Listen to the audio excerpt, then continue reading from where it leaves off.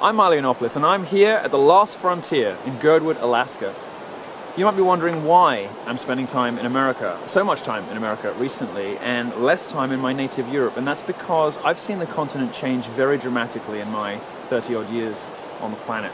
Britain prides itself on being a nation of immigrants, and to some degree that's certainly true. But Muslim immigration is different. Muslims haven't integrated in the way that other previous waves of immigrants have. In fact, successive generations, in particular the Pakistani community, are getting worse, not better. We're sending hundreds of fighters to ISIS, nearly as many as Belgium, which is a hotbed of jihadism. Part of the problem is our media and our politicians. The idea that you can't criticize somebody or identify a problem or solve a crime properly for fear of being called racist led to 1,400 girls being raped in Rotherham. Sweden, once a bastion of progressive values, a feminist haven, is now the rape capital of Europe. And police there are even banned from putting the ethnicity of alleged rapists on police reports. There's now a Muslim crime wave in Europe. It's a crime wave that politicians don't want to address, law enforcement can't address, and the media is covering up. Just think about how long it takes for any of your news stations or newspapers to mention the M word or the I word after the latest terrorist atrocity. Yet those terrorist attacks, in particular the ones in France and Brussels recently, were committed by a mixture of homegrown terrorists and fake migrants. We're so dumb, our immigration services are so completely incoherent, confused and unable to do their jobs, and our politicians so dishonest, we can't protect our borders and we can't protect ourselves. This is a difficult subject and one that many Europeans don't want to address for fear of coming across as racist or somehow bigoted. But if we're not honest about the problem, we can't fix it. And now is not the time to worry about being labeled by the left-wing press just because you are justifiably concerned about the changes happening to your communities.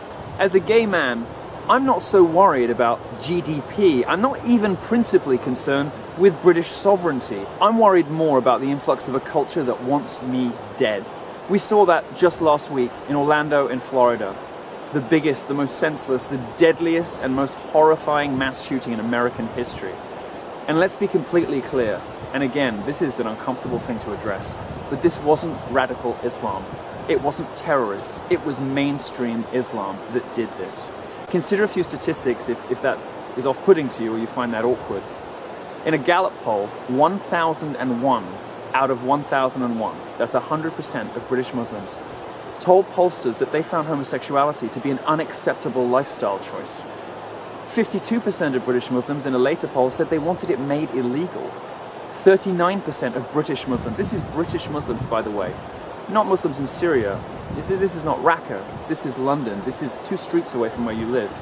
39% of them think a woman should always obey her husband. These are regressive attitudes. These are terrifying attitudes for modern liberal capitalist democracies that have fought for decades to give women and minorities the rights that they deserve. This culture is coming into Europe. For hundreds of years, Europe was a mesmerizing and unique place in world culture.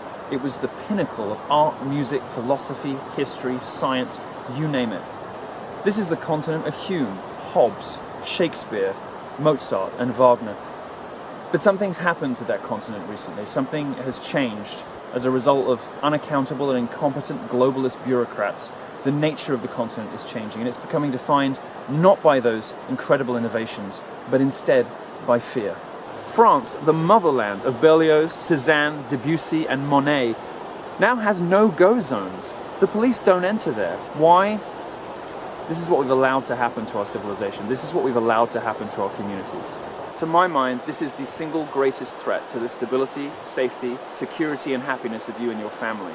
Britain doesn't need to share this fate. It doesn't need to buy into the suicidal open-door refugee policies of Germany or the no-go zones of France. The UK has a brighter future, or at least it could do if it makes the right decision this week.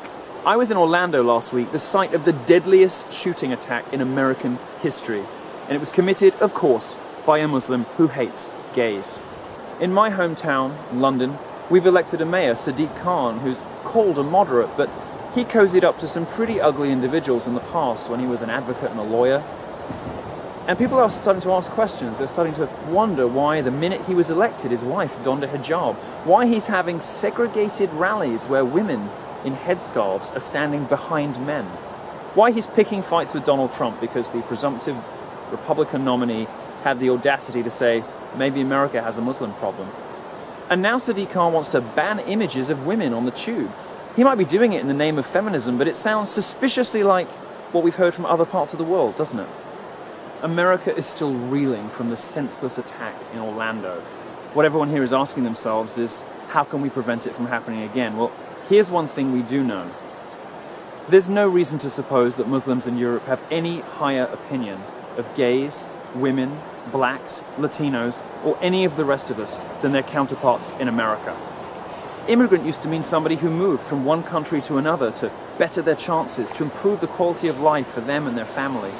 But the Muslim immigrants in Europe don't seem to want that. They want something different. They want to drag us down to the regressive social attitudes and terrifying religious conservatism of the Middle East. The UK is better than that. The UK, in fact, has always had a better record on being proudly independent, pro-free speech, and pro all of those other great things that made Western civilization a good place to live. Democracy, property rights, freedom of imagination and thought and speech.